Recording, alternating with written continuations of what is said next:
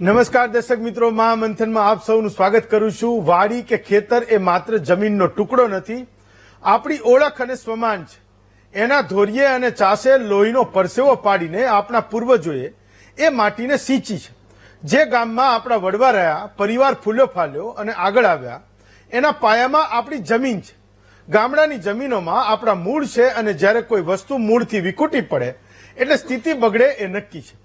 શહેરની ચકાચોંધ, દેખાદેખીની દોડ, ગાડી બંગલાની ચમક અને ઝડપી પૈસા કમાવાની લાલચમાં એ જમીનો આજે વેચાઈ રહી છે। જેણે આપણી પેઢીઓને પોષિત કરી, જેના ખૂણે ખૂણે બાપ દાદાની મહેનતની એ મહેક પેઢીથી રમતી હતી, એ જમીન આજે રોકડની ભૂખમાં એ ભૂતકાળ બની રહી છે।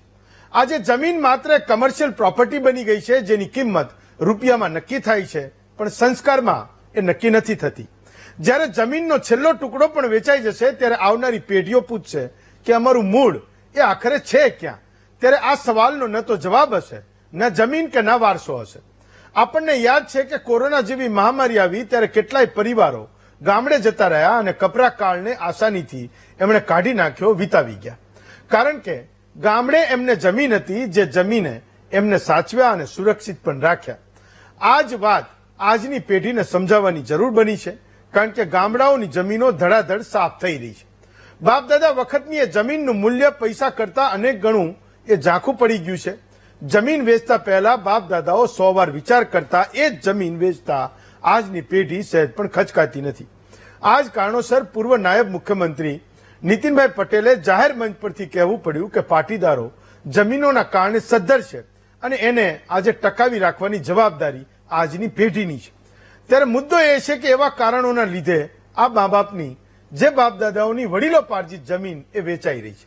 રહેણી કરણીમાં કયા ફેરફારની જરૂર છે જેનાથી આ અટકી શકે અને કેટલાક એવા ખર્ચાઓ જેની વાત આજે આપણે મહામંથનમાં કરવાની છે અને આ વિષય પર આજે ચર્ચા કરવાની છે।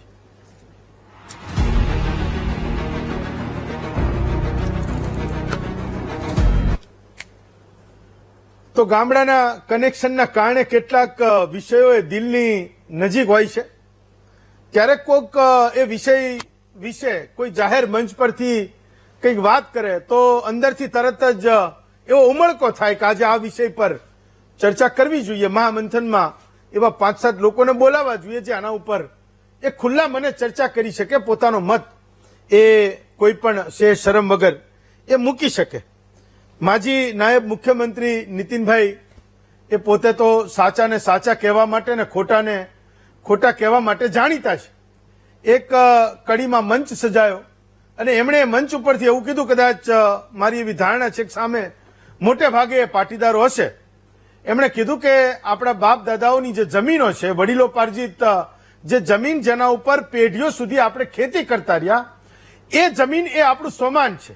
તો આજની તારીખે એ બચી રહે, એને જળવાઈ રહે, એ આપણી સૌથી મોટી ફરજ છે। આ વાત એને કરી, મને એવું થયું કે આખરે એ વાતોની ચર્ચા પણ કરવી જોઈએ, એના કારણો પણ જવું જોઈએ કે જમીનો એ ગુજરાતમાં વેચાઈ કેમ રહી છે। સરકાર એવો આંકડો આપે છે કે 2011ની જે વસ્તી ગણતરી થઈ એના પ્રમાણે ગુજરાતમાં 3.5 લાખ ખેડૂતો ઘટ્યા અને 17 લાખ ખેત મજૂરો એ સેન્સસમાં એ ઉમેરાયા। ઘણા બધા કારણો હશે। અમદાવાદ આવડું મોટું થયું, દર વર્ષે 2 વર્ષે 3 વર્ષે આજુબાજુના ગામોને આ મોટું શહેર એનામાં ગળી જઈ રહ્યું છે, એનામાં સમાવી લઈ રહ્યું છે। તો સ્વાભાવિક છે કે આજુબાજુના જે ગામ હશે એની જમીનો, એની ઉપર ક્યાંક મોટા મોટા કમર્શિયલ બિલ્ડિંગ બનશે, 10-10, 12-12 માળના રહેવાના ટાવરો બનશે, કોઈ બંગલા પણ બાંધશે, તો એ વાત સ્વાભાવિક છે। એના સિવાયના જે કોઈ મુદ્દા છે, હું માનું છું કે કદાચ નીતિનભાઈનો કહેવાનો મતલબ પણ એ હશે, જે કમર્શિયલાઇઝેશન થઈ રહ્યું છે એના સિવાયના કારણોમાં એ જમીન વેચાવી ના જોઈએ અને આપણું જે એમણે સ્વમાન ગણાયું, હું માનું છું કારણ કદાચ એ પણ હશે। સમાજોના મહામંથન દર શુક્રવારે જ્યારે હું કરતો હોઉં છું ને અહીંયા સમાજના જે આગેવાનો આવે છે એને હું ઘણીવાર બાંધવાનો એ પ્રયત્ન કરું છું કે તમારે ત્યાં પણ લગ્ન મરણના ખોટા ખર્ચાઓ છે તો તાલુકા દીઠ સમિતિઓ બનાવો અને કંઈક એવું કરો કે મોટા લોકો નાના માણસના ઘરે જાય। મેં કીધું કે ગામડામાં આવન જાવનના કારણે ઘણીવાર આપણને એવી ખબર પડે કે આ લગ્ન પ્રસંગમાં આને ત્યાં માંડવો બંધાયો છે એ ખાતું નીલ કરીને જશે. એટલે એની પાસે જે કંઈ વધ્યું છે એ આ માંડવામાં, એ સમિયાણામાં એ લખાઈ જવાનું છે. ક્યારેક એવું પણ થાય કે ખૂબ નાનો માણસ હોય, એની પોતાની સમજણ ખૂબ હોય, વીઘા 2 વીઘા 3 વીઘામાં એ મજૂરી કરી ખાતો હોય, એનું પોતાનું કંઈક રડી જતું હોય, પણ એને ત્યાં કંઈક મરણનો પ્રસંગ આવે, કોઈ સામેથી તો એવું કહેવા જાય નહીં કે આ ખર્ચ કરવો એ તમારે જરૂરી નથી. તો મેં એવું પણ જોયું છે કે સાવ નાનો માણસ એ બાપુજી કે એની માતૃશ્રીના એ અવસાનમાં પણ એની જમીન 1 વીઘો 2 વીઘા જમીન પણ જતી રહે એટલા ખર્ચે આપણે ત્યાં થાય છે. તો હું મારા પ્રયત્નો કરું છું. અહીંયા જેટલા પણ લોકો આવે, કોઈ વિષય બને તો હું એ વાતે એમને બાંધતો હોઉં છું કે એટલીસ્ટ સરકારોની જગ્યાએ છે, મારું કામ રોજ એમને પૂછવાનું છે, પૂછીશું. પણ એક નાના ગામમાં રહેનારો નાનો માણસ, એની પાસે જે કંઈ રડી ખાવા માટે બચ્યું છે એ બચ્યું રહે એના માટે જ્ઞાતિઓ, સમૂહો, સમાજોનું પણ ખૂબ મોટું યોગદાન છે. એ કરતું રહેવું જોઈએ. મારે મારા પ્રયત્નો કરવા જોઈએ, તમારે તમારા પ્રયત્નો કરવા જોઈએ, ગામના નાના માણસે એના પ્રયત્નો કરવા જોઈએ. તો આજની તારીખે આપણા ગુજરાતને કેટલીક જરૂરિયાત છે, એમાંનું એક કારણ એ આ પણ છે. ગામડામાં હું એ જોઉં છું જમીનો નથી બચી રહી. તો એક સૌથી મોટું કારણ એ પણ છે કે જેની પાસે 3, 4, 5 વીઘા જમીન છે, એને એ 3, 4, 5 વીઘામાંથી એની રોજગારી કમાવી એ આજની તારીખે ખૂબ મુશ્કેલ કામ છે.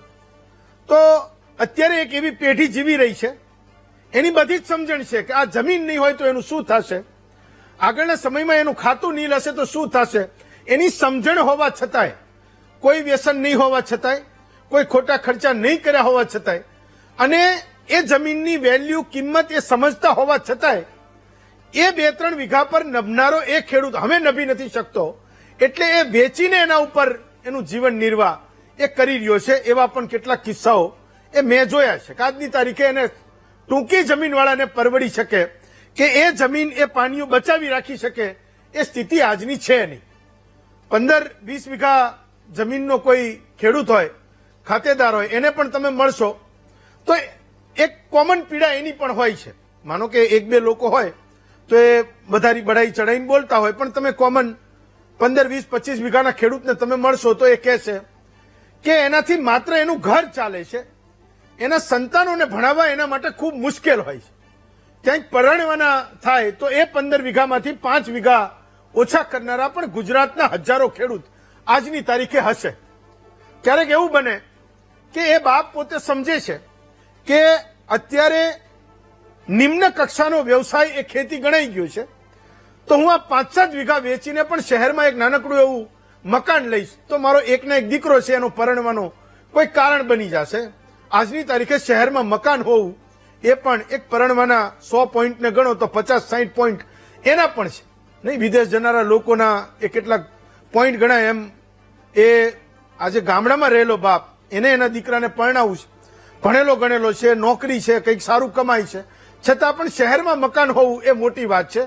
તો ક્યારેક એવું બને કે એકના એક દીકરાના એ વેવિશાળ માટે પણ એને એ 5 વીઘા ઓછી કરવી પડે.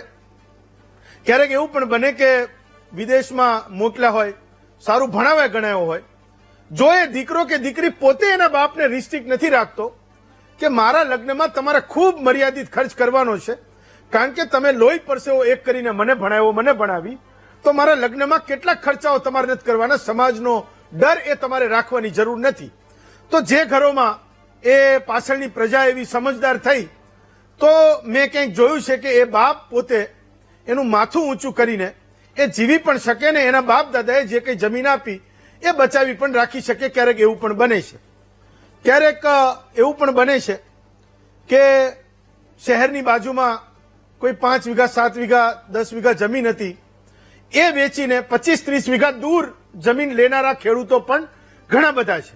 એમાંથી ઘણા બધા વેપાર પણ કરી નાખે, પણ એ બાપાએ એની જિંદગીમાં શહેરમાં ભરતી 5 વીઘા જમીન વેચી દૂર 50 કિલોમીટર, 60 કિલોમીટર, 100 કિલોમીટર દૂર એને 25-30 વીઘા રાખી, પાછળ પ્રજા સારી થઈ તો એ બચાવશે, બાકી એ હું માનું છું કે એ નીલ કરી નાખશે, એ પૂરું કરી નાખશે. જમીન વેચાવાનું સૌથી મોટું કારણ ગામડામાં આજે એ છે. તમે જોશો કે બાપ બિચારો એ મહેનત કરીને મજૂરી કરીને લોહી પાણી પરસેવો એક કરીને એના દીકરાને એ શહેરમાં મોકલશે. દીકરો અહીંયા ઓનલાઈન ગેમ રમતો હોય, ક્યાંક ક્રિકેટનો સટ્ટો રમતો હોય, એક ચપટી વગાડો એમ 25, 30, 40 વીઘા જમીન એક જ ઝાટકામાં જતી રહે, જેની હજારો પેઢીઓ એ ગામમાં રહીને એનું સિંચન કર્યું, એ લોકો જીવા, એના જન્મ મરણના ખર્ચા કર્યા, એના સંતાનોને ક્યાંક ભણાવ્યા હશે, નોકરીએ લગાડ્યા હશે, એવું ઘણા બધા વર્ષોથી થયું.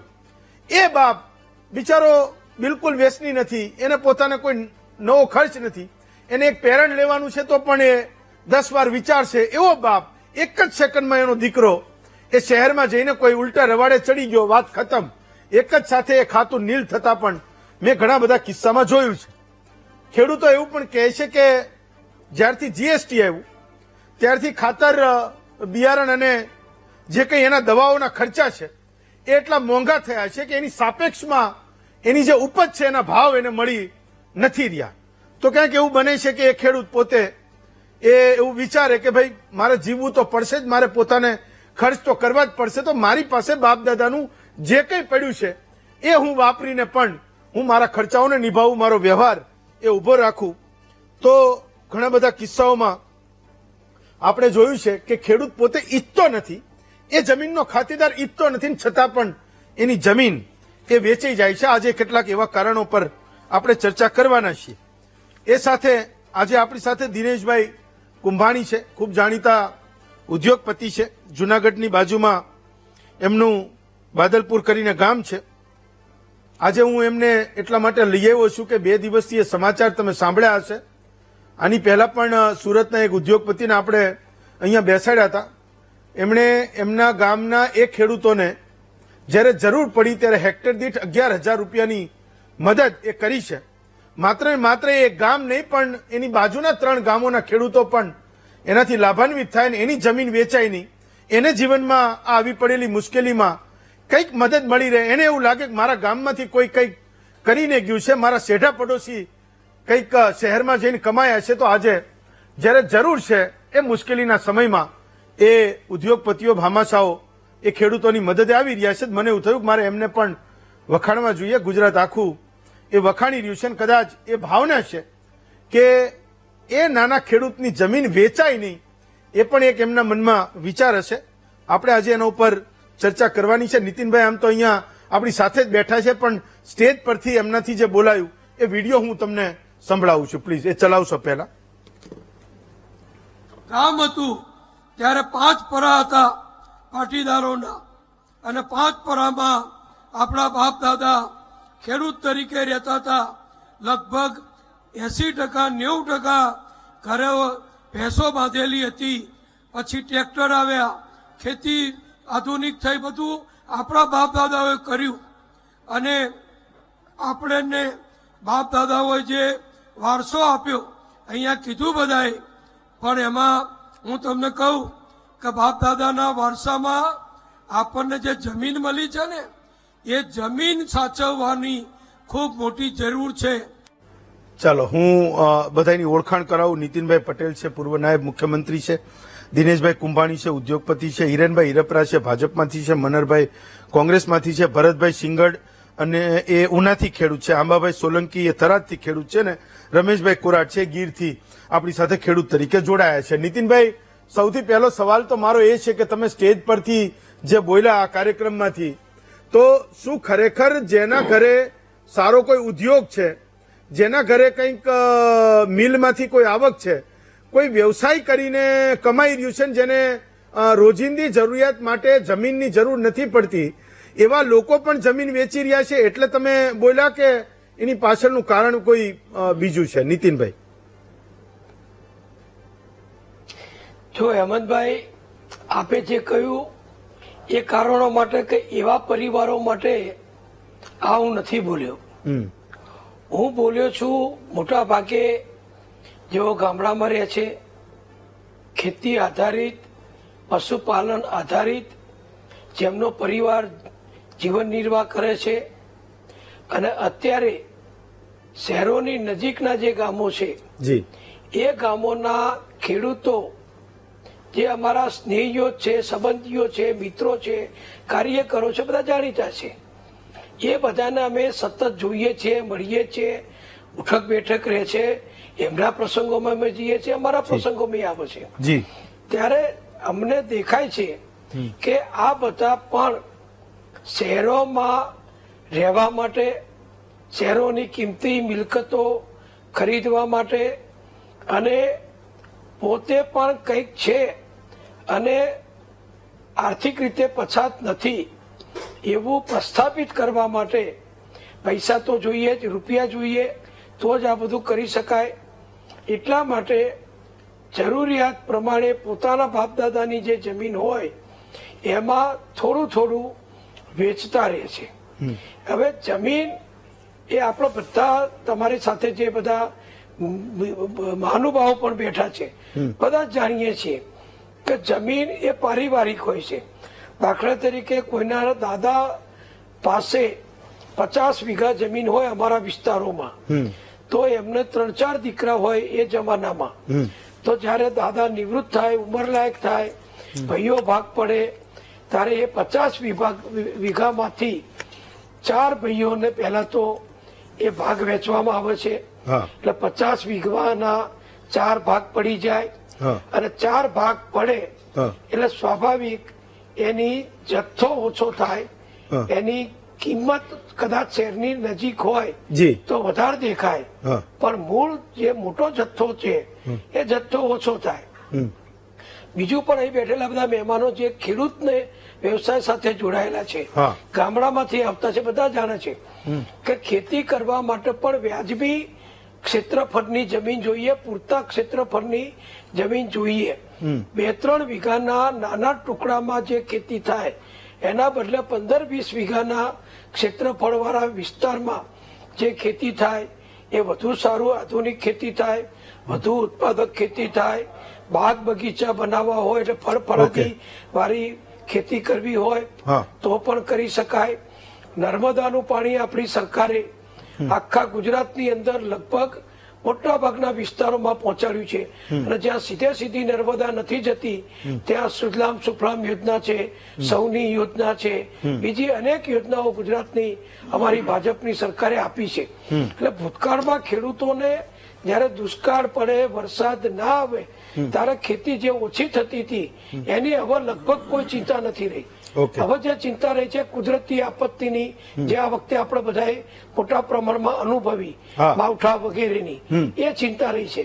હવે મોટી જમીન હોય તો ખેડૂત ક્યાંક ને ક્યાંક બીજી નાની મોટી વાવેતર કરી ચોમાસુ પાક પછી શિયાળુ પાક સારી રીતે લઈ અને પોતાનું જીવન નિર્વાહ સારી રીતે કરી શકે, એટલે સક્ષમ રહી શકે.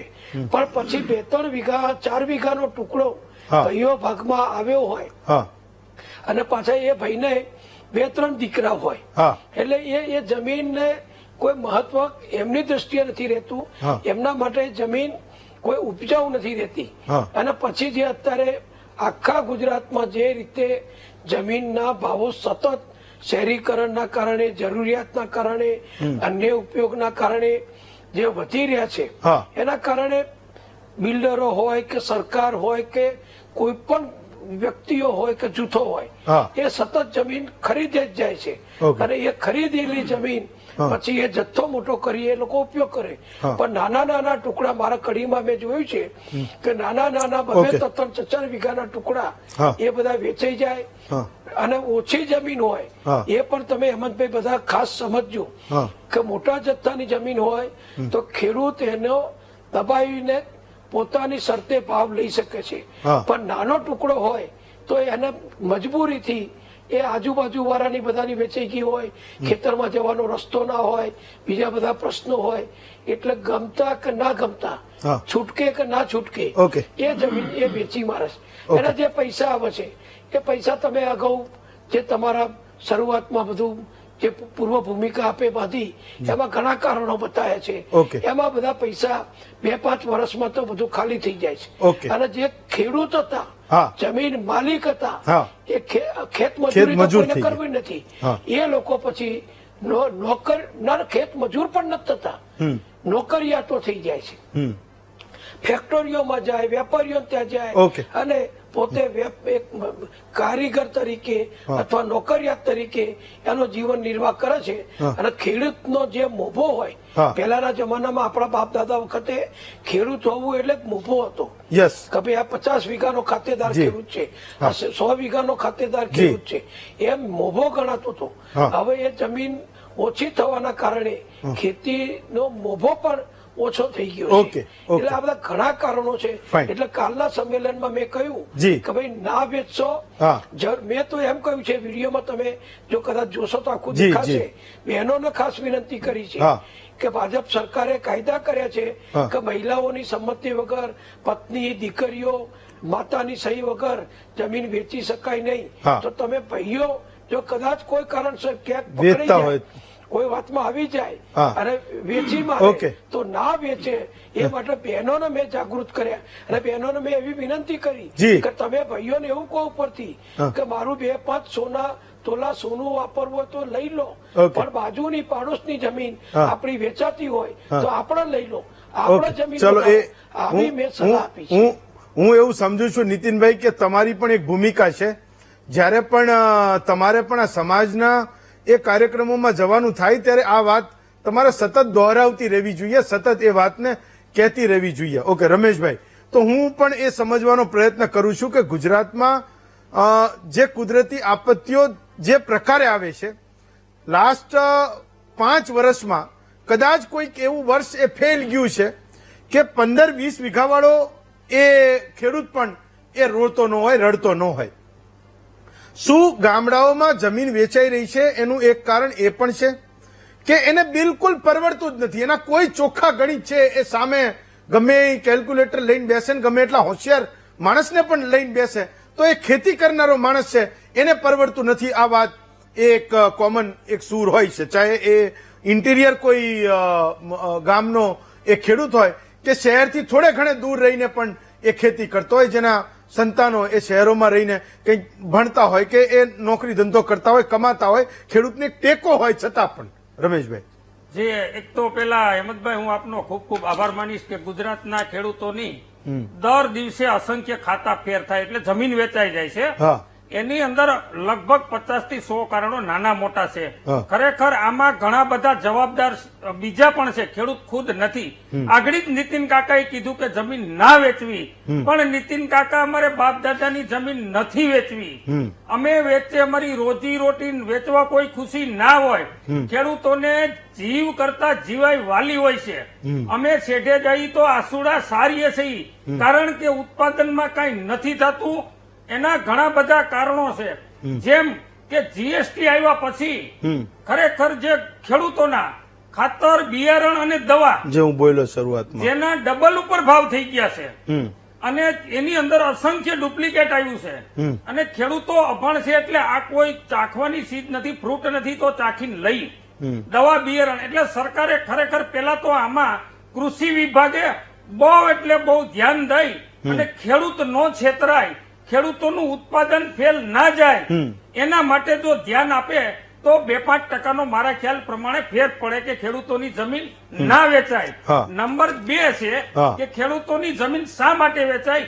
એક તો એટલું ઉત્પાદન હવે થતું નથી. ઓકે અને જે ઉત્પાદન ખર્ચો છે હા. લગભગ હા. કઠોળ સિવાય 18,000 થી હેઠે નથી થતું. આંકડા મેળવી લેજો. અને જે કઠોળ છે એ 12,000 વીઘો થાય છે. હું તો એમ કહું કે નેતાને નોકરિયાત વારંવાર એવું કહે છે કે અમે ખેડૂતના દીકરા, અમે ખેડૂતના દીકરા. તો 70 વર્ષથી આ બધું હાલ્યું આવે છે આઝાદી મળી ત્યારની. તો મારા ખ્યાલ પ્રમાણે ખેડૂત સિવાય તમામ લોકોની જે સદ્ધરતા છે એમાં ફરક પડ્યો છે. પણ જો હું ઝીણી નજરી કે મોટી નજરથી જોઉં તો આજનો નેતાને નોકરિયા અઢળક સંપત્તિમાં આરોટે છે. અને એક મારો ગુજરાતનો ખેડૂત એક રતીપાઈ માટે રળી રહ્યો છે.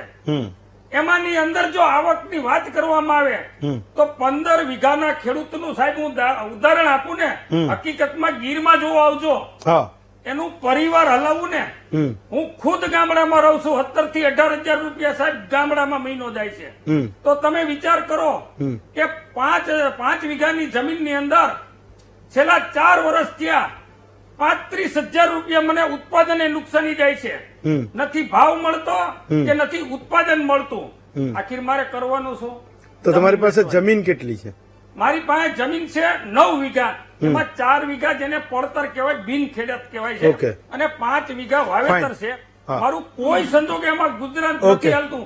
આખેર ખેડૂતો, ગુજરાતનો ખેડૂત લાચાર થઈ અને પોતાની જમીન વેચે છે.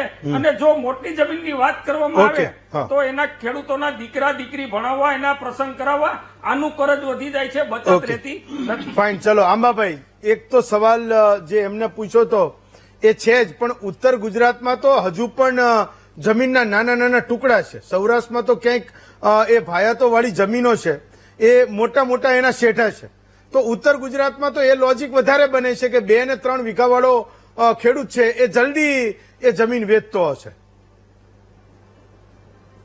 હેમંતભાઈ, પહેલા તો હું આપને વાત કરું હા કે ખેડૂતોનો કોઈ યુનિયન નથી, ખેડૂતોનો કોઈ સંગઠન નથી. હા. આ મારા હાથમાં જે પેન છે એ આજથી 10 વર્ષ પહેલા 10 રૂપિયામાં મળતી હતી, હા. અત્યારે 200 રૂપિયા ભાવ થઈ ગયો છે. હા કંપની વાળો જે ભાવ કરે એ આપણે લેવાનું, હા. અને ખેડૂતનો માલ ખેડૂત પકવે, ખેડૂત દૂધ ઉત્પાદન કરે અને એના ભાવ બીજા લોકો નક્કી કરે. એટલે ખેડૂત ક્યારે સધર થવાનો નથી. ખેડૂતને અત્યારે પડતા ઉપર પાટવું, અત્યારે જે કમોસમી માવઠું થયું છે હા એનાથી ખેડૂતોને હેક્ટર દીઠ 5 લાખનો ખર્ચો કરેલો છે. એની સામે સરકાર માત્ર 22,000 આપવાની વાતો કરે છે. ખેડૂતને આત્મહત્યા કરવાનો વારો આવશે, ખેડૂત બરબાદ થઈ જશે, ખેડૂત નષ્ટ થઈ જશે. ખેડૂતને જગતના તાતની પદવી ખોટી આપી છે. ખેડૂતની દશા અત્યારે ખૂબ જ ડરામણી અને બિહામણી છે, એ આપ સૌ જોઈ શકો છો. એટલે આના માટે હું સરકાર શ્રીને વિનંતી કરું કે આજથી 2004 થી 2014 દરમિયાન જે મગફળીના અને કપાસના ભાવ હતા એના કરતા અત્યારે 100 રૂપિયા ઓછા છે. Okay. અને એની સામે ખાતર, બિયારણ, ડીઝલ, વીજળી આ બધું ડબલ અને 3 ગણો થઈ ગયું છે. તો ખેડૂત ક્યાંથી જીવશે? ખેડૂત ક્યાંથી સધર થશે? અને ખેડૂત જીવતો નહીં હોય તો આખો ભારત દેશ નહીં જીવી Okay. શકે. એના માટે ખેડૂતની વારે સરકાર આવે અને ખેડૂતોના દેવા માફ કરે એવી અમારી ખાસ કરીને બધા ખેડૂતોની માગણી. ઓકે, ચલો દિનેશભાઈ, તો મને લાગે તમારે ક્યાંક જવું તો હું એ સવાલ તમને પૂછી લઉં કે તમને એવું લાગે છે કે જે લોકો ગામમાંથી શહેરોમાં ગયા, કંઈક ઉદ્યોગ ધંધા કર્યા અને કંઈક કમાયા, એ ખેડૂતોની આજે મદદ ન કરે તો એ લાગણી પણ, એ ભાવના પણ એના મનમાં હશે કે નહીં કરે તો એની જમીનો વેચાવાની એ ગામડેથી આજે નક્કી છે. અમસ તો એ ગામડાનો ખેડૂત એ વાત તો વારંવાર કરે છે કે એને પરવડતું નથી, આ ખેતી એને લોસમાં લઈ જઈ રહી છે અને કંઈક ઓછું કરવાનો વારો આવે છે. કોઈ ઓચિંતો ખર્ચો આવ્યો તો ગયા કામથી એ વેચાયું જ સમજો. તો હું એવું માનું છું કે તમારા જેવા ઉદ્યોગપતિઓ કંઈક 2 પૈસા કમાઈને શહેરોમાં એ રહી રહ્યા છે, એની પાસે છે કંઈક, આજે એણે એની અંગત તિજોરી ના ખોલી હોત તો ઘણા બધા લોકોને એ જમીન વેચવાનો પણ વારો આવે.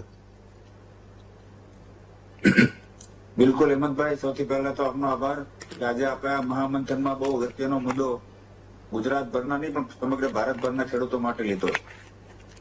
હું ચોક્કસ કહીશ કે ગુજરાતની અંદર જેટલા બી ઉદ્યોગપતિ છે એમાં મોટા ભાગના ઉદ્યોગપતિઓ ક્યાંક ને ક્યાંક ગામડામાંથી આવે અને શહેરની અંદર મોટા ઉદ્યોગપતિ બન્યા છે. મારા જેવા અસંખ્ય ઉદ્યોગપતિઓ ખેતીના વ્યવસાય સાથે જોડાય અને બાપદાદાનો પણ વ્યવસાય મૂળ ખેતીનો જ હતો.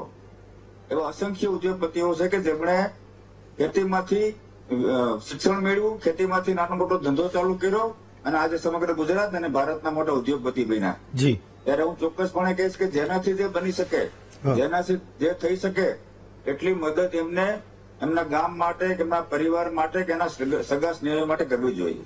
કારણ કે મેં જોયું આ ચાર ગામની અંદર જયારે જઈને મેં પ્રવાસ કરીને જોયું ત્યારે નાના નાના ખેડૂતો, મોટા ખેડૂતોને ખૂબ મોટું નુકસાન હતું.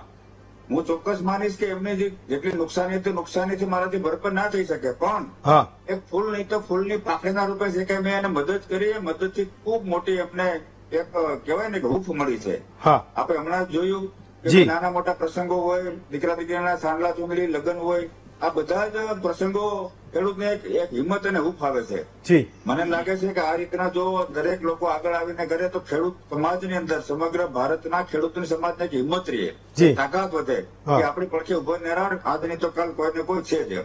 ફાઇન, ચલો.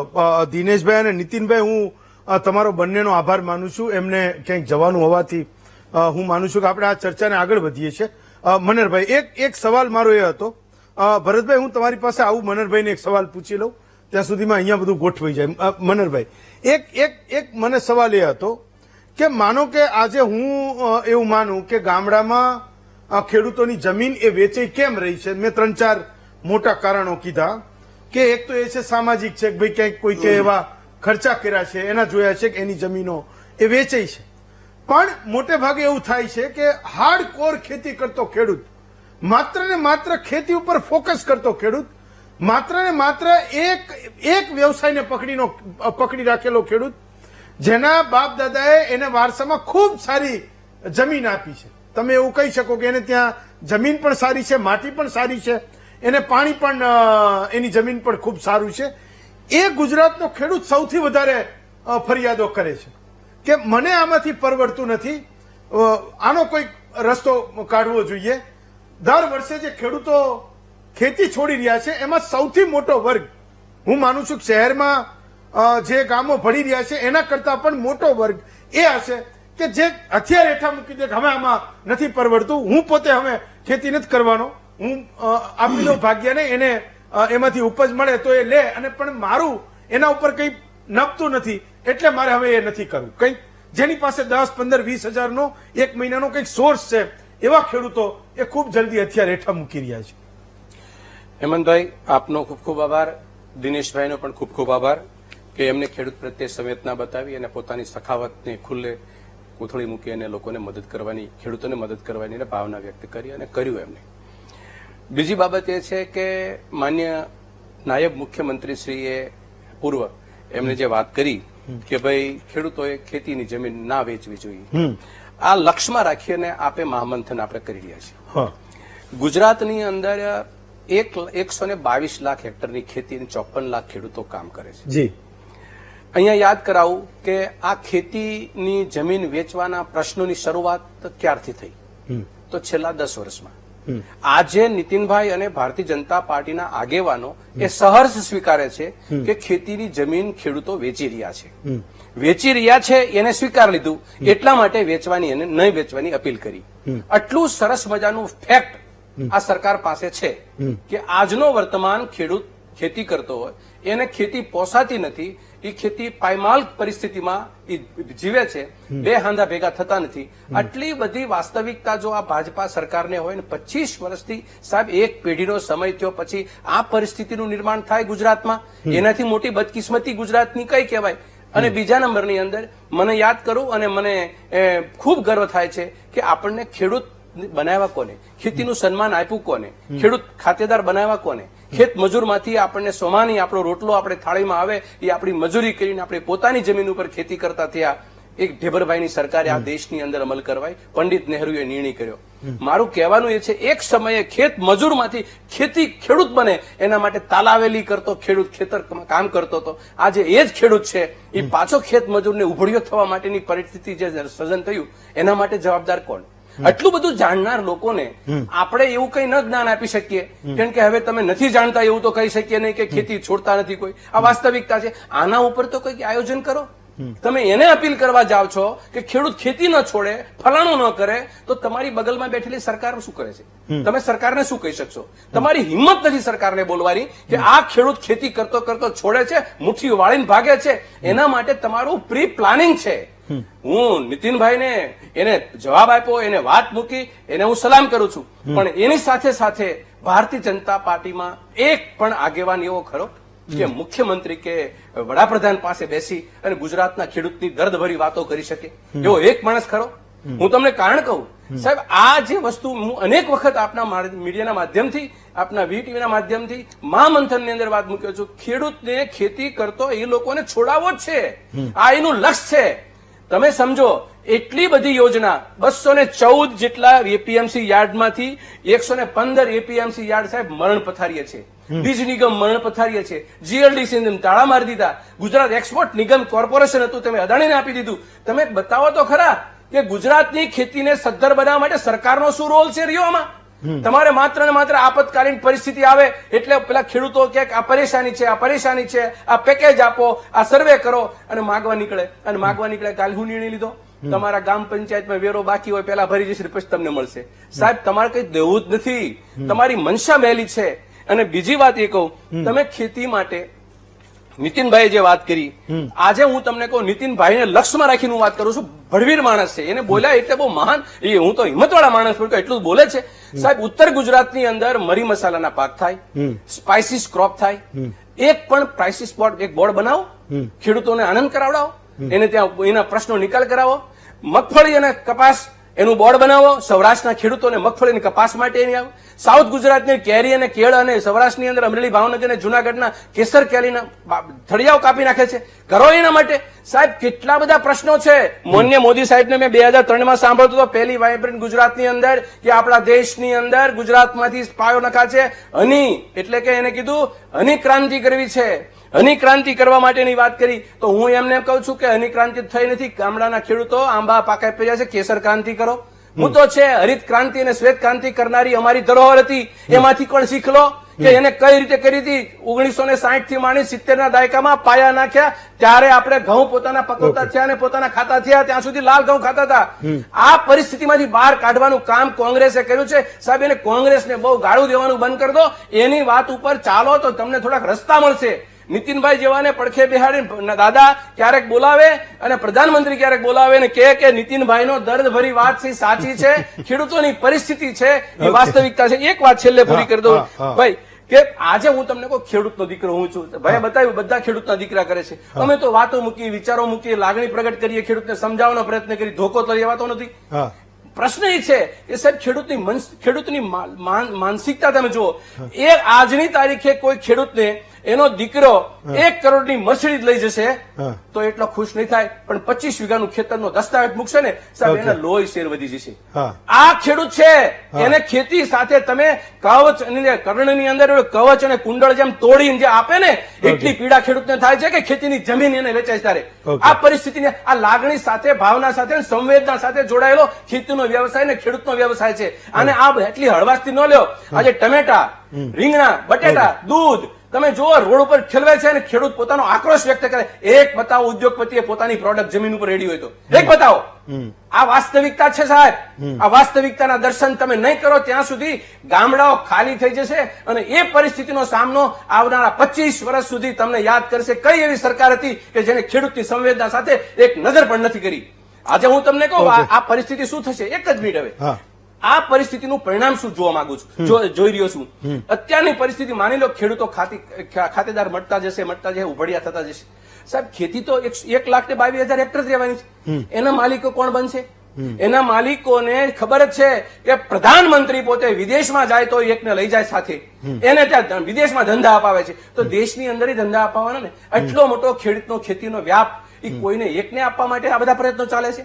એટલે મારી ફરીને વિનંતી છે, ખેડૂત ખેતી વેચે નહીં, વેચવી છે નહીં. કોઈ તમારી અપીલથી કોઈ ખેડૂત વેચાતો બંધ નથી થવાનો. અને અપીલથી જો એની બચારી પરિસ્થિતિ ઘરમાં હાંડલા કૂટાતા હશે, બે હાંડા ભેગા નહીં થાય, દીકરાને વરાવા હશે, એ આપઘાત કરવા સુધીના પ્રયત્ન કરે છે, ત્યાં સુધી પણ આપણે ન સમજીએ તો એટલા માટે ખેડૂતની ખેતી વેચે છે. ત્યાં સુધી આપણે નહીં. દિનેશભાઈ કુંભાણી જેવા વ્યક્તિને પીડા થઈ તો સરકારને પીડા ના થાય? ચાલો, સરકારની ફરજમાં આવે કે દિનેશભાઈ કુંભાણીની ફરજમાં આવે? હિરેનભાઈ એનો જવાબ તો આપજો, પણ મારો સવાલ એ છે કે તમારા નેતાઓ જાહેરમાં એવું કહે છે કે ગુજરાતમાં જમીનોના ભાવ એ આટલા વધ્યા. હું તો કહું છું કે આ નેરેટિવ જે છે એ આપણે એને જાહેરમાં બોલવાનો બંધ કરવો જોઈએ. ગુજરાતનો કયો એવો ખેડૂત છે કે જે આજની તારીખે એવું ઈચ્છે કે એને ઘર પરિવાર ચલાવવાની તકલીફ નથી, એના સંતાનોને ભણાવવાની કે એને પરણાવવાની તકલીફ નથી અને એને ખેતી વેચવી છે? તમે શહેરોમાં જેટલા ગામડા આવે છે એના એક ખેડૂતનો લગાવ પણ તમે જુઓ કે એ 5 વીઘા વેચશે તો એવો પ્રયત્ન કરશે કે 30 વીઘા બીજી કોઈ જગ્યાએથી એ ખરીદે. તો હું માનું છું કે આ ખરીદ વેચાણની માથાકૂટમાં નેતાઓએ બોલવાનું બંધ કરવું જોઈએ કે ગુજરાતમાં જમીનોના ભાવ ખૂબ વધ્યા છે. ગુજરાતનો દરેક ખેડૂત નથી ઈચ્છતો કે એને જમીન વેચવી છે. સરકારના જે પ્રયત્નો થાય એ દિશામાં એ કરવાની આજની જરૂરિયાત છે અને એમાં સ્ટાર્ટિંગ પોઈન્ટ છે. હિરેનભાઈ. હેમંતભાઈ, આજે ગુજરાતના ખેડૂતો ગામડાઓને લઈને જ્યારે આપ મહામંથન કાર્યક્રમ કરી રહ્યા છો ત્યારે આપને વંદન સાથે અભિનંદન આપું છું કે આ દેશનું હિન્દુસ્તાનનો આત્મા એક ખેતી ખેડૂત અને ગામડું છે. આ દેશની અંદર ખેતી બચશે, ખેડૂત બચશે. આ રાજ્યની અંદર ખેતી અને ખેડૂત બંને બચશે અને એ ખેતી સાથે જોડાયેલા રહેશે તો આ રાજ્યની કરોડરજ્જુ સમાન જે વિકાસ છે આપણો એ આગળ ચાલવાનો છે. જે રીતે નીતિનભાઈએ વાત કરી હોય, અન્ય આગેવાનો, સામાજિક આગેવાનો વાત કરી રહ્યા હોય કે ખેતીની જમીન એ આપણી જીવન નિર્વાહ પદ્ધતિ છે અને ખેતીની જમીન બચશે તો જ ગામડું બચશે હા. અને ગામડું બચશે તો આગામી સમયમાં આપણો જે વિકાસનો દર છે એ જી. વિકાસનો દર આગળ વધશે. હા. જે રીતે અન્ય આગેવાનો એ આક્ષેપ સાથે વાતો કરી રહ્યા છે એની સામે મારે આજે આક્ષેપો નથી કરવા, કોઈ એવા પ્રકારના જવાબ પણ નથી આપવા. એ એમની ભૂમિકા છે. આ દેશના કે આ રાજ્યના જે ખેડૂતોએ ભૂતકાળની અંદર જે વેદના વેઠી હતી એ વેદના સંવેદના સાથે ભારતીય જનતા પાર્ટીની સરકાર આ રાજ્યની અંદર કામ કરી રહી છે. આ રાજ્યનો નાનો ખેડૂત હોય એ ખેડૂત કઈ રીતે બેઠો થાય એ માટેની અનેક પ્રકારની યોજનાઓ એ ભારતીય જનતા પાર્ટીના સરકારની અંદર આવી છે. આ રાજ્યની અંદર નર્મદાના નીર એ નર્મદાથી લઈ અને કચ્છ સુધી પહોંચાડવાનું ભગીરથ જો કોઈ કામ કર્યું હોય તો એ ભારતીય જનતા પાર્ટીની સરકારે કર્યું છે. સુખી પહટ જે ધરતી હતી એને પુનર્જીવિત કરીને એ વેરાન જમીનને, બંજર જમીનને ઉપજાઉ જમીન બનાવવાનું કોઈ કામ કર્યું હોય તો આ રાજ્યના ખેડૂતો અને ખેડૂતોને જરૂરિયાત હતી પાણીની, એ પાણી આપવાનું કામ એ ભારતીય જનતા પાર્ટીની સરકારે કર્યું છે. આ રાજ્યની અંદર અનેકવિધ યોજનાઓ લઈ આવીને ખેડૂતને મદદરૂપ થવાનું કામ એ ભારતીય જનતા પાર્ટીની સરકાર કરી રહી છે. આ રાજ્યની અંદર 1995 ની અંદર 60 પૈસા વીજળીના હતા. એ જ વીજળીનો દર આજે ગુજરાતના ખેડૂતોને 60 પૈસે વીજળી આપીને ખેડૂતને મદદરૂપ થવાનું કામ એ ભારતીય જનતા પાર્ટીની સરકાર કરી રહી છે. ભૂતકાળની અંદર જે ગામડાઓ હતા એમાં વીજળી નહોતી, સારા રસ્તાઓ નહોતા, એ ભૂતકાળ હતો. મારે કોઈનો ભૂતકાળ ખોલવો નથી, પરંતુ નવી પેઢી છે, નવી પેઢી આધુનિક ખેતી સાથે જોડાય અને ખેતીને આધુનિક ઢબે ખેતી કરતો થાય એ પ્રકારે રાજ્યની અંદર ભારતીય જનતા પાર્ટીની સરકાર અને આ દેશના પ્રધાનમંત્રી આદરણીય નરેન્દ્રભાઈ મોદી જયારે કામ કરી રહ્યા છે ત્યારે હશે નાની મોટી સમસ્યાઓ, પરંતુ એ સમસ્યાઓના હિસાબે કોઈ ખેડૂતનો દીકરો ખેતીની જમીન વેચી રહ્યો છે એવું નથી. ભૂતકાળની અંદર અહીંયા બેઠેલા તમામ આગેવાનો એ રાજકીય આગેવાનો હોય તો પણ ભલે અને સામાજિક આગેવાનો હોય તો પણ ભલે દિનેશભાઈને હું અભિનંદન આપીશ. સાથે સાથે એ સિવાય બાબુભાઈ જીરાવાલા એમણે પણ પોતાના ગામની અંદર ખૂબ સારું કામ કર્યું છે. તમામ ઉદ્યોગપતિઓ એ ગામડાની ધૂળમાં રમીને મોટા થયા છે. એ ગામડાની માટીની મહેક આજે પણ એમના પરસેવાની અંદર છે. ત્યારે જે લોકો પોતાની મહેનતથી એ ધંધાકીય ક્ષેત્રની અંદર સફળ થયા હોય તેમણે પોતાના ગામને યાદ કરીને, પોતાના વતનને યાદ કરીને, પોતાની જન્મભૂમિને યાદ કરીને એ ગામની અંદર જેટલા વિકાસના કામો થાય એ સરકાર અને દાતા તરીકે એમણે આગળ આવવું જોઈએ. ખેડૂત હોય, ખેતમજૂર હોય, નાનો માણસ હોય, વંચિત માણસ હોય, શોષિત માણસ હોય, એમને મદદરૂપ થવું જોઈએ. આ રીતે જો કામ થશે તો સરકાર અને સામાજિક આગેવાનો, સરકાર અને સામાજિક સંગઠનો એ સાથે મળીને કામ કરશે તો આ ગુજરાતની અંદર કોઈને જમીન વેચવી નથી, કોઈને જમીન એ માત્ર હિરેનભાઈ, એમના આજે પોતાના ખર્ચા માટે વેચી રહ્યા છે હિરેનભાઈ, એવું બની શકે. આજની તારીખે તમે એ વાતને માનો છો કે ગુજરાતમાં શહેરોમાં આવી જતા ગામોને છોડી દો તો જમીનો વેચાઈ રહી છે, એ આજની વાસ્તવિકતા છે? એ વાતને સ્વીકારો છો કે ક્યાંક માથાકૂટ કોઈક ચાલી રહી છે? તમારી પાસે ડેટા હોય કે ના હોય કે શહેરીકરણના કારણે કેટલી વેચાઈ, પણ એના સિવાય જેન્યુન ખેડૂતો કે જે માને છે કે આ મારી માં છે, આના અહીંયા કામ કરવાથી મારી હજારો પેઢીઓ સંચિત થઈ છે, એનું ગુજરાન ચાલ્યું છે, મારે વેચવી નથી પણ મારે આજે વેચવી પડે, એવો કોઈ ડેટા ક્યાંય કોઈ ગામ તલાટીના લેવલે, તાલુકાના લેવલે તમારી પાસે છે ખરો? અથવા સરકાર એવું કંઈ કરશે કે એને પ્રશ્ન તરીકે જોવે અને મંગાવવું જોઈએ કે વાસ્તવમાં લોકો ખેતી કેમ છોડી રહ્યા છે? હિરેનભાઈ, રાજ્યની અંદર રાજ્યના આદરણીય મુખ્યમંત્રી ભૂપેન્દ્રભાઈ પટેલ હોય, રાજ્યના નાયબ મુખ્યમંત્રી હર્ષભાઈ સંઘવી હોય, આ રાજ્યના કૃષિ મંત્રી જીતુભાઈ વાઘાણી હોય, આ દેશના પ્રધાનમંત્રી આદરણીય નરેન્દ્રભાઈ મોદી હોય, રાજ્યના દેશના સહકારિતા મંત્રી આદરણીય અમિતભાઈ શાહ હોય, આ બધા જ લોકો, તમે અમિતભાઈ અને નરેન્દ્રભાઈનું વિઝન જુઓ. ગામડાની અંદર સહકારી મંડળી એટલે કે પેક્સ, એ સહકારી મંડળીઓને નવા કાયદાઓ અંતર્ગત એમાં સંશોધન કરીને, સુધારાઓ કરીને મંડળી કઈ રીતે મજબૂત બને, ખેડૂતોની એ સંસ્થા છે, એ સંસ્થાની અંદર તમામ સુવિધાઓ કઈ રીતે આપી શકાય એ માટેના પ્રયાસો એ દેશના પ્રધાનમંત્રી નરેન્દ્રભાઈ મોદી અને સહકારિતા મંત્રી અમિતભાઈ શાહ કરી રહ્યા છે. એના હિસાબે જે પેક્સ મંડળીઓ છે એ પેક્સ મંડળીઓનું ચલો. આધુનિકીકરણ થાય, એમના સભાસદો છે એમને સ્થાનિક લેવલે એમની સારી સુવિધા મળે એ માટેના પ્રયાસો હું થઈ રહ્યા છે. હિરેનભાઈ એવું સમજુ છું સાથે કે રાજ્યના મુખ્યમંત્રી બંને મુદ્દાઓ એ અલગ અલગ છે. હું જે પૂછી રહ્યો છું ને તમે જવાબ આપી રહ્યા છો. હું માનું છું કે એકવાર તમે એ વાતને માનશો, સ્વીકારશો, તો ત્યાંથી એની શરૂઆત થશે કે વાસ્તવમાં એ પ્રશ્નનું સમાધાન એ છે ક્યાં. ભરતભાઈ, હું આવું છું. તમે તમારો મત એક બાકી રહી ગયો છે. એક બ્રેક લઉં, નાનકડો બ્રેક લઉં અને ફરી પાછું તમારી પાસે આવું. એક બ્રેક લઈએ.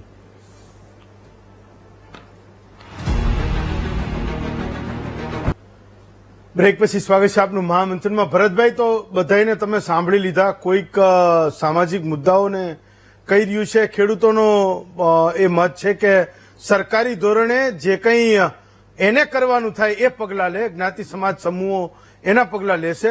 ગુજરાતમાં જમીન બચાવવી એ સહિયારો પ્રયાસ છે. ના માત્ર ખેડૂત કરી શકશે, ના માત્ર સરકાર કરી શકશે, ના માત્ર સમાજ કરી શકશે. એ સહિયારો પ્રયાસ હશે. ભરતભાઈ. જી હેમંતભાઈ, પહેલા તો કઈક ઇસ્યુ હશે એટલે મને અવાજ ત્યાંથી બરાબર નહોતો આવતો. ઓકે. ફોન ઉપરથી પણ જોડાયો હતો. ખાસ કરીને આજે એક દુઃખદ સમાચાર ગુજરાતમાંથી પ્રાપ્ત થયા છે કે વિસાવદરના ઈશ્વરિયામાં એક શૈલેષભાઈ નામના ખેડૂતે આત્મહત્યા કરી છે. ઓકે. પહેલા તો એમને આત્માને શાંતિ મળે એવી પ્રાર્થના કરીએ છીએ આપણા વીટીવી મહામંથનના માધ્યમથી. જી. ખેડૂતોએ જયારે આત્મહત્યા કરવી પડતી હોય ત્યારે જમીન કેમ ખેડૂતો વેચી રહ્યા છે, આ મુદ્દાની સાથે આપણે જયારે વાત કરતા હવે તમે ફોન નીચે મૂકી દો તો ચાલશે. હવે ફોન નીચે. હા ઓકે. હા, બોલો હવે. ઓકે. હા તો મેં લગભગ બધા આગેવાનોને સાંભળ્યા છે હા. અને એ આગેવાનોને સાંભળતા મારે થોડીક રજૂઆત એ કરવી છે હા. કે ખાસ કરીને ખેડૂતો જે છે એ જમીન વેચવા માટે કેમ મજબૂર બને. ખૂબ સુખિયાણી વાતો સાંભળી. ભાજપના પૂર્વ મુખ્યમંત્રી, નાયબ મુખ્યમંત્રી જે છે નીતિનભાઈ પટેલ, એને પણ ખૂબ બધું કીધું. પણ મારે ખાસ એવું કેવું છે કે ઘણા બધા કારણો જવાબદાર છે ખેડૂતો કેમ જમીન વેચી રહ્યા છે. જમીનને ખેડૂત માં માને છે. જી. એ ગુજરાતનો ખેડૂત હોય કે દેશનો ખેડૂત. અને જયારે જમીનને વેચવું પડે છે તો પોતાના એ હૃદય ઉપર પથ્થર મૂકીને જમીન વેચવા માટે મજબૂર થાય છે. અને મજબૂર કેમ થવું પડે, એની પાછળના કારણો છે. તમે જુઓ કે સરકારની નીતિઓ પણ ખૂબ જ જવાબદાર છે. જમીન વેચવા માટે આજે ગામડાઓ ભાંગતા જાય છે. મારે આજે 9 વીઘા જમીન છે, અમે 3 ભાઈઓ છે. હવે એ 9 વીઘામાંથી અમારા 10 લોકોનું પરિવારનું ભરણ પોષણ થાય એટલું પણ ઉત્પાદન અમને મળતું નથી. અને એની પાછળ તમે જોવા જાઓ તો સામાજિક પ્રસંગોમાં જે ખર્ચાઓ થાય છે, પોતાના પરિવારના લોકોના શિક્ષણ માટે જે ખર્ચાઓ જી. થાય છે, પોતાના પરિવારના સભ્યોના આરોગ્યમાં જે ખર્ચાઓ જી. થાય છે, એ ખર્ચાઓ ક્યાંથી કાઢવાના? હા. ભરણ પોષણ તો થતું જ નથી. એટલે એમાંથી શું થાય છે કે મારા પરિવારના 2-3 સભ્યોને આ રોજગારી માટે સ્થળાંતરિત થવું પડે છે. ક્યાંક સુરત જવું પડે છે, ક્યાંક ભાવનગર જવું પડે છે, ક્યાંક નિરાદેશમાં જવું પડે છે, ક્યાંક કાળી મજૂરી કરવા જવું પડે છે. અને ના છૂટકે અમારે જમીન ખેતી કરવી નથી છોડવી, પણ ના છૂટકે છોડવી પડે છે. એક તો જયારે હું જે વિસ્તારમાંથી આવું છું, ઉનામાંથી, ત્યાં ક્લાઇમેટ ચેન્જનો એટલો મોટો પ્રશ્ન છે કે અમારી મજબૂરી છે કે અમારે કપાસ જ વાવવો પડે છે. અમારી મજબૂરી છે કે અમારે મગફળી જ વાવવી પડે છે. બીજા એક પણ પાક અમે ઈચ્છવા હોવા છતાં પણ અમારો પાક જે વાવવો હોય એ વાવી શકતા નથી. આજે તમે જુઓ સરકારની નીતિઓની કરામત જુઓ. આજે ગુજરાતના દરેક ખેડૂત ઉપર 56,000 રૂપિયા કરતા વધારે દેવું છે. જી. આજે ગુજરાતના બધા ખેડૂત ઉપર થઈને 1 લાખ કરોડ કરતા પણ વધારે દેવું છે. આ દેવું જે છે એના કારણે ખેડૂત પેલા તો ખેડૂતની જે વાત છે આવકની વાત, ઓકે. તમે આવકનો હિસાબ મારો. સરકાર એમ કહે છે કે અમે એમએસપી ના ભાવ મગફળી ખરીદીએ છીએ. કેટલી ભાઈ તમે મગફળી ખરીદો છો? 1.25 ખાંડી 125 માં. ઓકે. હવે એ મગફળી 29,000 રૂપિયાના ભાવે ખરીદી. બાકીની જે મગફળી છે ખેડૂત માર્કેટમાં 20,000 ના ભાવે દે છે. ઓકે. તો એ તો 23-24,000 માં જ થઈ છે એના ખાંડી. તો એ ખેડૂતને જે ભાવ મળવો જોઈએ પૂરતો ભાવ મળતો નથી. જમીન હું આવું. સાથે ખેડૂતોને ક્યાંક ને ક્યાંક ખેતીની સાથે સાથે જંગલી જે જાનવરો છે એનો ઓકે. ત્રાસ છે.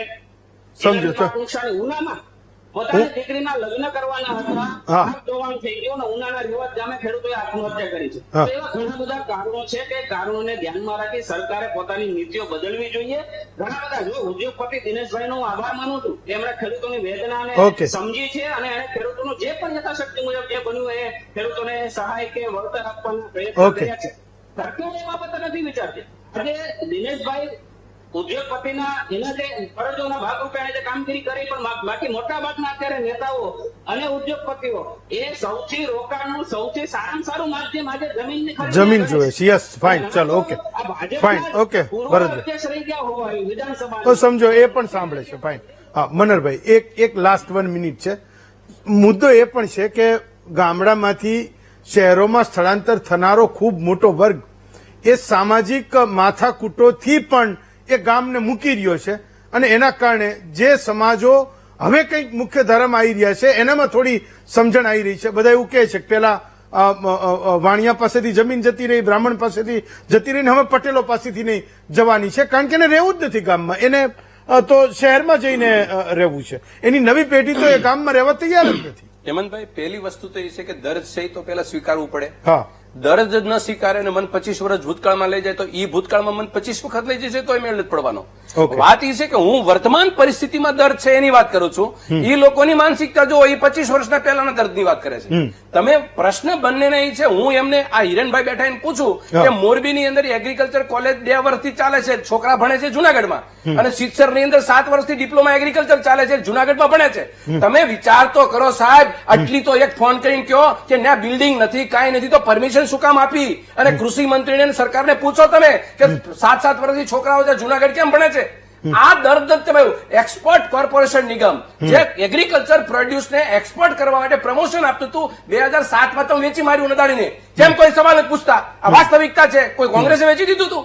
જીઆરડીસી તમે 56,000 લાખ રૂપિયા કારનામ પકડાના, તમે તાળા મારી દીધા. તમે ઉકેલ નથી શોધતા. તમે નિર્ણય કરો, તાળા મારવાનો ધંધો કરો, પણ ઉકેલ નથી સાહેબ. ઉકેલ અમે કહીએ છીએ કે તમે ગુજરાતની ઓલા ભાઈ બોલી ગયા ખેડૂત, મારા ઉપર નહીં પડતા, હેમંતભાઈ ઉપર નહીં પડતા, કોક ગામનો આત્મા જાગે છે ખેડૂત, ઈ બોલે છે કે પોલિસીમાં ફેરફાર કરો અને તમે તમારા ભૂતકાળને ઓલા ભૂતકાળમાં લઈ જાઓ. વર્તમાન સ્થિતિ સરદાર સાહેબે કીધું તું, વર્તમાન અત્યારે 150મી ચાલે છે. એક વખત યાદ કરો ખેડૂતના દીકરા તરીકે શું કરી જોઈ કે ભાઈ વર્તમાન સ્થિતિ ઉપર જુઓ, સામે શું દેખાય છે એની નિકાલ કરો. તમે 400 કિલોમીટરની ટાઈપ, હું અહીંયા 1000 વખત આવ્યો છું, 1000 વખત ભાજપ વાળા સાંભળી, 400 કિલોમીટરની પાઇપલાઈન નાખી, 400 કિલોમીટરની પાઇપલાઈન નાખી. અરે ભાઈ નાખી તમે યાર, નમસ્કાર તમને. કેશુ બાપાને અમે અંજલિ આપી દીધી, હવે તો બંધ થવા બોલતા. ચાલો, વાસ્તવિકતા તો હિરણભાઈ તો ક્યાંક એ માથાકૂટ છે એ દેખાય છે. જે મેં પહેલા કીધું ને, એને તમને સવાલ પણ પૂછો કે ભાઈ લઈ જાઓમાં બહુ બધા ભૂતકાળમાં અત્યારની મુશ્કેલી છે. એક માથાકૂટને તમે જોઈ રહ્યા છો, એક ખૂબ મોટી સમસ્યા તમને દેખાઈ રહી છે કે જે ગુજરાતના ગામડાઓને ભાંગી રહી છે. લોકો નથી રહેવા માંગતા. તો એનું સમાધાન શોધવા માટે ક્યાંકથી શરૂઆત થાય. સ્ટાર્ટિંગ પોઈન્ટ આજ બને. વર્ષ, 2 વર્ષ, 5 વર્ષે કંઈક પરિણામો તમને મળે. અને આપણે એવી ચર્ચા કરતા હોઈએ કે ગુજરાતમાં જમીન બચી રહી છે, તો કેમ બચી રહી? તો એ વખતે કદાચ હું આ તમારા પ્રયત્નોને હું વખાણતો હોઉં. Last 1 minute Hiranbhai, last 1 minute. Hemantbhai, કોંગ્રેસને એનો ભૂતકાળ મુબારક, પરંતુ આ રાજ્યની અંદર ખેતી, ખેડૂત અને ગામડું બચશે. હેમંતભાઈ, જે લોકો ખેતી છોડી રહ્યા છે એની પાછળના અનેક કારણો છે. માત્ર ને માત્ર એને ખેતી પોસાતી નથી, પરવડતી નથી એવું નથી. જે લોકો મહેનત કરે છે, પોતાની જાતે ખેતી કરી રહ્યા છે, એમને ખેતી આજે પરવડી રહી છે. રાજ્ય સરકાર અને કેન્દ્ર સરકારની અનેકવિધ યોજનાઓ છે, એનો લાભ પણ એ લોકો લઈ રહ્યા છે. અને ખેતી સાથે જે પશુપાલન વ્યવસાય હતો, આપણે ભૂતકાળની અંદર જોયું છે હેમંતભાઈ કે ખેતીની અંદર પરિવાર આખો ખેતી કામ કરતો અને ઘરની મા બેન દીકરી એ પશુપાલનનો વ્યવસાય કરીને દૂધ હોય, ઘી હોય એ વેચીને ઘરનો ખર્ચો કાઢતા. એ આજે પશુપાલન વ્યવસાય પણ બંધ થયો છે અને તમામ ખર્ચાઓ ખેતી ઉપર આવ્યા છે. ક્યારેક ખેતી આજે ખોટનો ધંધો લાગતો હોય એવી પરિસ્થિતિઓ બની શકે, પરંતુ ખેડૂતનો દીકરો એ જમીન છોડે નહીં, ખેતી છોડે નહીં, ગામડું છોડે નહીં. સરકારની અનેક યોજનાઓ છે એનો લાભ લઈને એ આગળ વધે તો આજે આધુનિક ખેતી કરવા માટેના અનેક આયામો છે અને રાજ્ય સરકાર અને કેન્દ્ર સરકાર મદદ કરી રહી છે. માત્ર ને માત્ર ખોટી વાહિયાત વાતો કરી અને સરકારને બદનામ કરવી એનાથી ફાયદો નહીં થાય. તમારે ખેતીને બચાવવી છે, ટકાવવી છે અને જાગૃત કરવા છે તો રાજ્ય સરકારની ટીકા નહીં પણ સારા સૂચનો સાથે આવો અને તમામ ખેડૂતોની જે વાત છે એ રાજ્યની સરકાર સાંભળતી હોય ત્યારે આપણે પણ સાથે મળીને એ માટેના પ્રયાસ કરવા જોઈએ. કામ કરી રહી છે. એક સમય એવો પણ આવશે કે હું બિલકુલ આનાથી તદ્દન વિરુદ્ધના વિષય ઉપર ચર્ચા કરતો હોય પાછો તમને બેને હું બોલાવું. જતા જતા આપણા વડીલો ગઈઢિયાઓ એવું કહેતા કે એમ કે તમને વડીલોએ જે જમીન આપી એ તો સાચવજો, પણ એને આપેલા ગોદડાય તમે સાચવી રાખજો એવું કહેતા, એવી સલાહો આપતા. મને હજુ પણ એ યાદ છે. આપણે બધાએ અનુસરીએ. હિરેનભાઈ, મનરભાઈ, ભરતભાઈ, હામાભાઈ અને રમેશભાઈ, પાંચેય વક્તાઓનો ખૂબ ખૂબ આભાર માનું છું. આવતીકાલે આપના વધુ એક વિષય સાથે ફરી મળીશું. આજે મને રજા આપશો.